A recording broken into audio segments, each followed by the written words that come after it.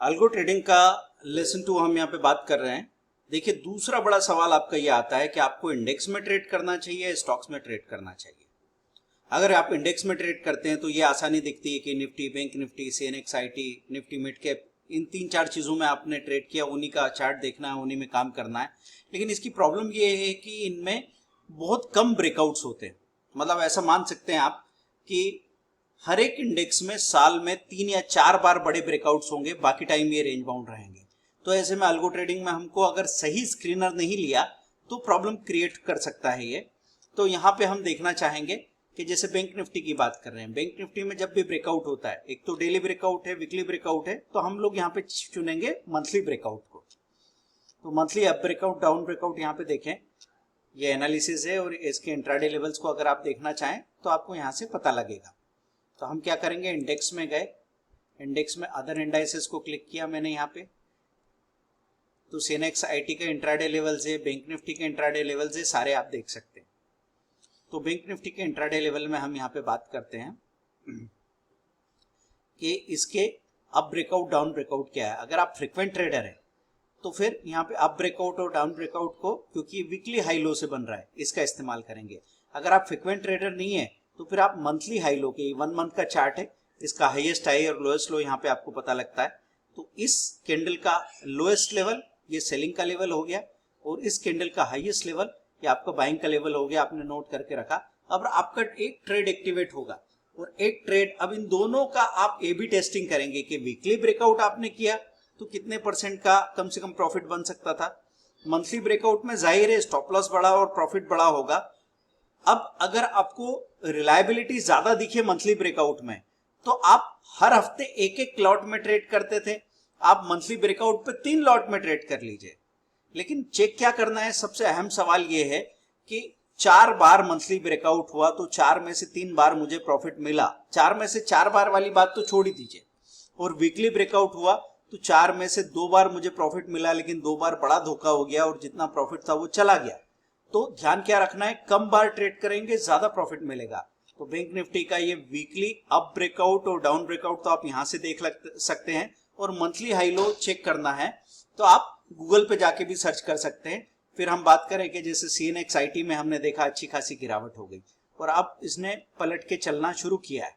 तो अगर ऐसा लगता है कि आगे इनके अच्छे लेवल्स बनते रहेंगे और बड़े बड़े ब्रेकआउट्स होंगे तो हम आईटी सेक्टर का भी फायदा उठा सकते हैं। आईटी सेक्टर में आपको लगता है कि आईटी में कोई शेयर खरीद लो तो कंफ्यूजन होता है कि टीसीएस लें या इन्फी लें या विप्रो लें या एचसीएल टेक लें, और डर भी लगता है कि किसी पर्टिकुलर शेयर में कहीं सत्यम कंप्यूटर जैसी गड़बड़ हो गई तो हम आईटी के इंडेक्स को ही इस्तेमाल करके काम कर सकते हैं, इसमें मार्जिन भी आपका कम लगेगा। तो ऐसा भी किया जा सकता है दोस्तों।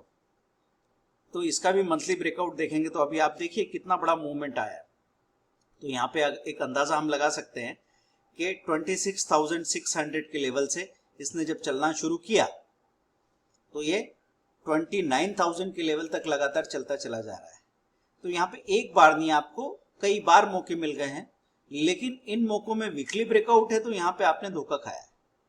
अगर आप रुक गए, लालच किया तो गड़बड़ हो सकती है। चूंकि हम अल्गो में हैं तो अल्गो में ये प्रॉब्लम होगी नहीं, क्योंकि टाइम पे मशीन डिसीजन ले लेगी। तो आप एक सही स्ट्रेटेजी को बैक टेस्टिंग में डालेंगे, मतलब आप या तो किसी कैलकुलेशन में डालेंगे या फिर अपने आप से मैन्युअली भी चेक कर सकते हैं। तो आपका काम है, अभी मैं होमवर्क दे रहा हूं आपको कि वीकली ब्रेकआउट पे कितने पॉइंट तक का बार बार आपको प्रॉफिट मिल सकता है, ये आपको बताना है परसेंटेज में, और मंथली ब्रेकआउट पे कितना आपको टारगेट मिल सकता है और कितना मिनिमम स्टॉप लॉस है जो काम करेगा। यही चीज अब मिड कैप इंडेक्स में भी हम देखने की कोशिश करें। अब ये चेक करना बहुत जरूरी रहेगा कि मिड कैप में क्या सही प्रॉपर वॉल्यूम होता है कि नहीं होता है, क्योंकि आपने इंडेक्स तो चुन लिया पर अगर उसमें प्रॉपर वॉल्यूम नहीं हो रहा हुआ तो बात नहीं बनेगी। ठीक है दोस्तों, तो अब बात क्या हो रही है कि जैसे आपकी 1 लाख 1 लाख कैपिटल है, तो 1 लाख की कैपिटल में कभी स्टॉक्स के ऑर्डर लगेंगे, कभी इंडेक्स के ऑर्डर लगेंगे।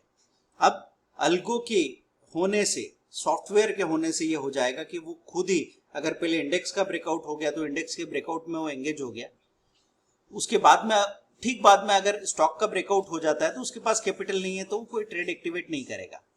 जब आप इंडेक्स का प्रॉफिट बुक कर लेंगे तो फिर से आप स्टॉक में प्रॉफिट अपना पोजीशन बनाने के लिए तैयार रहेंगे। तो ऐसे हम दो स्ट्रेटेजी, एक इंडेक्स के लिए और एक स्टॉक के लिए लगा के रख सकते हैं। और फिर हमको जब ऐसा लगने लगे कि इंडेक्स में मेरा सक्सेस रेशो कम है, स्टॉक में सक्सेस रेशो ज्यादा है, तो हम फिर स्टॉक पे फोकस कर सकते हैं, इंडेक्स को अवॉइड भी कर सकते हैं। तो ये फैसले हमको कैसे लेना है, सब काम डाटा के साथ होगा। तो शुरू में आप जो भी काम करें छोटे वॉल्यूम छोटी कैपिटल से करें, छोटे ही टारगेट और छोटे स्टॉप लॉस भी डिफाइन करने पड़ेंगे आपको। शुरू से पैसे के पीछे, प्रॉफिट के पीछे मत भागिए, क्योंकि एक बार अगर सही मॉडल आपने टेस्ट कर लिया, पहले आपको क्या करना है, जैसे आपकी कोई मोबाइल की कंपनी होती तो क्या आप 5 लाख पीस एक साथ बना देते? नहीं, आप 10 पीस बनाते, उसको टेस्टिंग में देते, वो फिर उसकी छोटी छोटी कमियां सामने आती है ना, वॉइस की प्रॉब्लम, नेटवर्क की प्रॉब्लम, या पीस की कमजोरी है, मॉडल कहीं से कमजोर है फिजिकली, वो सब पता करने के बाद में फिर आप मास प्रोडक्शन के लिए बात करते हैं। तो अभी ध्यान रखें इस बात का, एक सिंपल बात आपके दिमाग में होनी चाहिए कि पहले आपको इस स्ट्रेटेजी को टेस्ट करेंगे मैन्युअली या बैक टेस्ट करेंगे। मैन्युअली इसलिए बोल रहा हूं कि वो बारीकियां तब दिखेगी जब हम लगातार चीजों को देख रहे हैं। तो उस वक्त क्या इमोशन बनता है वो भी हमको ध्यान रखना बहुत जरूरी है। नहीं तो कहीं आपने शुरू से 10 लॉट के लिए ऑर्डर लगा के रख दिया और जो आपने सोचा था उसकी बजाय अपोजिट चलने लगी, निफ्टी 50 पॉइंट नीचे चली गई, एक जगह आपको 2500 रुपए 2500 का माइनस दिख रहा है, 10 लॉट में 25,000 माइनस देख के ऐसा नहीं हो कि आप घबरा ही जाओ। तो इस चीज से बचने की बहुत जरूरत है दोस्तों। अल्गो ट्रेडिंग में फिर बाद में आपकी थकान, आपका कंफ्यूजन बाद में काम नहीं करेगा। शुरू में जितनी भी मेहनत है वो स्ट्रेटेजी को टेस्ट करने में, स्ट्रेटेजी को सिलेक्ट करने में है। तो आज हमने इस सवाल पे बात की कि इंडेक्स में आप ट्रेड कैसे करेंगे। अगली बार हम स्टॉक्स में फंडामेंटल स्क्रीनर और टेक्निकल स्क्रीनर के साथ आप क्या क्या मार्केट वॉच बना के रख सकते हो उस पर बात करने वाले हैं।